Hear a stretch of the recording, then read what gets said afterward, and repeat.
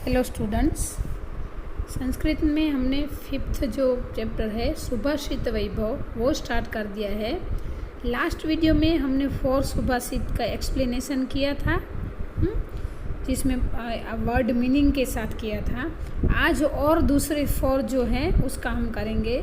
सबसे पहले स्टूडेंट्स आप पेंसिल हाथ में ले लेना, क्योंकि यहाँ पे मैं एक एक वर्ड का मीनिंग बताने वाली हूँ, तो आपको वो मीनिंग आपकी बुक में लिखना है, क्योंकि एग्ज़ाम में शब्दार्थकम अर्थ यानी कि मीनिंग पूछा जाता है। हाँ, तो मीनिंग के साथ यहाँ पे मैं आपको हिंदी में ट्रांसलेशन के साथ एक्सप्लेनेशन करूँगी। हमने 4 किए थे लास्ट वीडियो में, आज हम और 4 करेंगे। तो 5th नंबर का श्लोक है, दरिद्राय धनम देयम ज्ञानम देयम जड़ाय च पिपासिताय पानीयम क्षुधिताय च भोजनम। 6th है, लोभात् क्रोध प्रभवति लोभात् कामः प्रजायते लोभान् मोहश्च नाशश्च लोभः पापस्य कारणम्।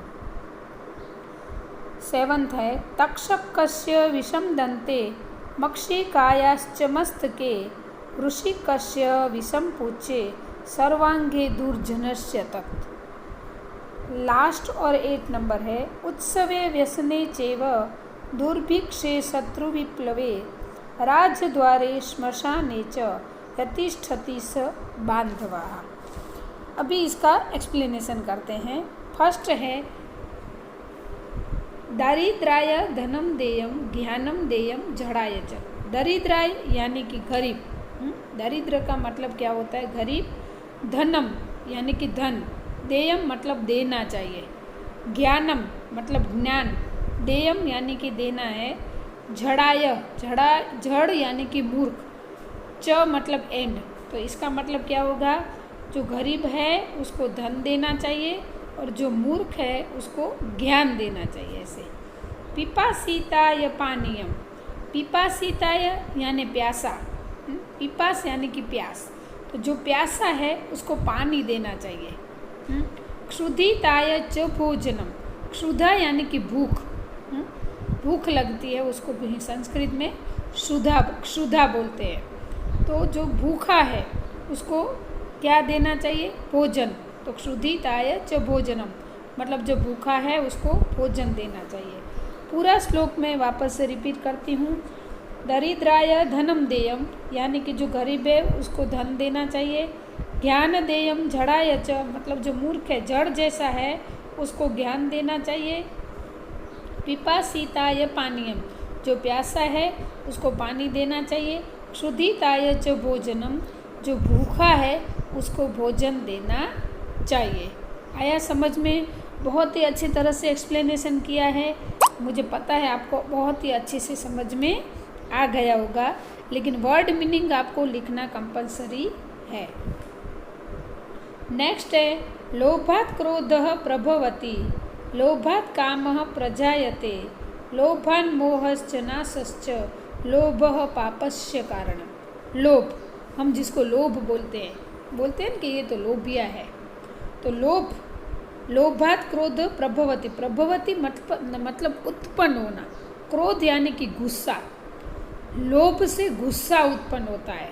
हाँ, लोभात् क्रोध 2 वर्ड है, लोभ प्लस क्रोध, तो लोभ से गुस्सा उत्पन्न होता है। लोभात् काम प्रजायते, प्रजायते यानी जन्म लेना, तो लोभ से काम जन्म लेता है। मतलब कामना यानी कि हमारे शरीर में जो इमोशंस है वो कामना की एक अलग इमोशंस है, तो वो कामना जन्म लेती है। लोभान् मोहश्च नाशश्च, लोभ मोह का नाश करता है। नाशश्च मतलब नाश, लोभ है ना वो मोह का नाश कर देता है। लोभः पापस्य कारणम्, तो लोभ है ना वो पाप का कारण है। आया समझ में? वापस से रिपीट करती हूँ। लोभ से क्रोध उत्पन्न होता है, लोभ से काम जन्म लेता है, लोभ से मोह का नाश होता है और लोभ वो पाप का कारण है। इसलिए हमें कभी लोभ करना चाहिए नहीं। हाँ, बहुत लोगों के मुँह से हमने सुना है कि ये तो लोभिया है, मतलब लोभ करना यानी कि पैसा है फिर भी, धन है फिर भी उसको खर्च नहीं करना है। नेक्स्ट है तक्षकस्य विषम दंते मक्षिकायश्च मस्तके ऋषिकस्य विश्वम पूज्ये सर्वांगे दुर्जनस्य तत्। तक्षक यानी कि सांप, स्नेक, विष यानी कि जहर, दंते मतलब दांत। सांप के दांत में जहर होता है। सांप जब काटता है न, तो वो जो जहर हमें असर करता है ना, वो उसके दांत में होता है। मक्षिकायश्च मस्तके, मक्षिका यानी कि मक्खी, मक्खी के माथे में, मस्तक यानी कि माथा, सिर में जहर होता है, विष होता है। ऋषिकस्य विषम पूछे, ऋषिक यानी कि बिच्छू। वर्ड मीनिंग लिखना। हाँ स्टूडेंट्स, मैं एक एक का वर्ड मीनिंग बोल रही हूँ। ऋषिक यानी कि बिच्छू, बिच्छू का जो विष है वो उसके पूँछ में होता है। वो पूँछ से डंक मारता है, मुंह से नहीं मारता है। सर्वांगे दुर्जनस्य तत्, लेकिन जो दुर्जन लोग हैं, जो बुरे लोग हैं, जो समाज के लिए एक भार है, ऐसे लोगों के सभी अंगों में जहर भरा हुआ होता है। वापस से रिपीट करती हूँ। सांप के दांत में विष होता है, फिर मक्खी के सिर में विष होता है, फिर बिच्छू के पूँछ में विष होता है, जबकि जो दुर्जन लोग हैं उसके सभी अंगों में विष भरा हुआ होता है। उत्सवे व्यसने चैव दुर्भिक्षे शत्रु विप्लवे राजद्वारे श्मशाने च यतिष्ठति च बांधवः। उत्सवे मतलब जब उत्सव होता है, हमारे घर पे प्रसंग होते हैं। हाँ, दुर्भिक्षे शत्रु विप्लवे, दुर्भिक्षे यानी कि दुकाळ यानी कि खराब समय आता है, या तो शत्रु विप्लवे मतलब विप्लव यानी कि युद्ध।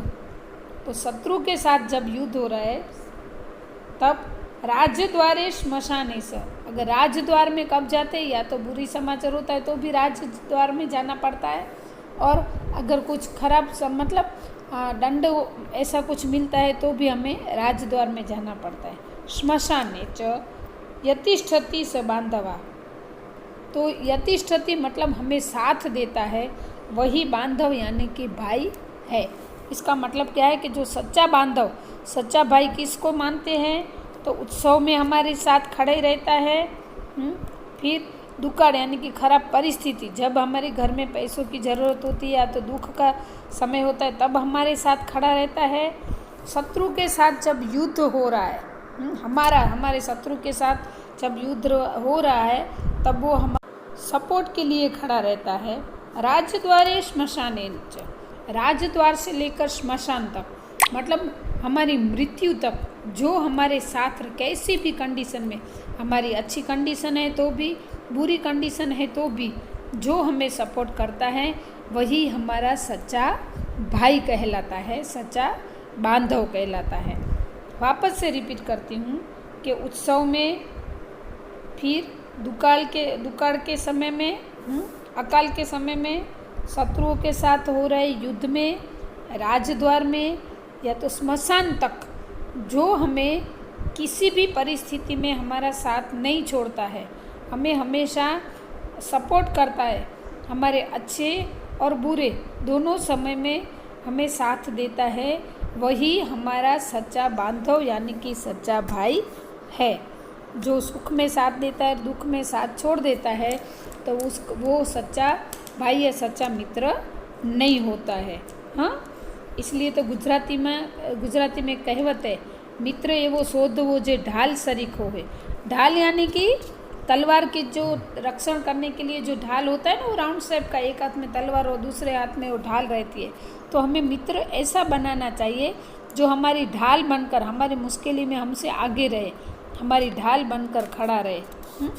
तो स्टूडेंट्स, यहाँ पर ये अभी सुभाषित कंप्लीट होते हैं। ये आपको कंप्लीट श्लोका में पूछे जाएंगे सुभाषित, तो आपको 3 टाइम्स आपकी बुक में एक श्लोक लिखना फर्जियात यानी कि कंपलसरी है। आप लोग नहीं लिखते हो, बुक्स चेक-इन में आई थी इसलिए पता चला। ठीक है, तो ये वीडियो अभी यहाँ पे कंप्लीट होता है। नेक्स्ट वीडियो में हम इस चैप्टर की एक्सरसाइज करेंगे। तब तक बाय।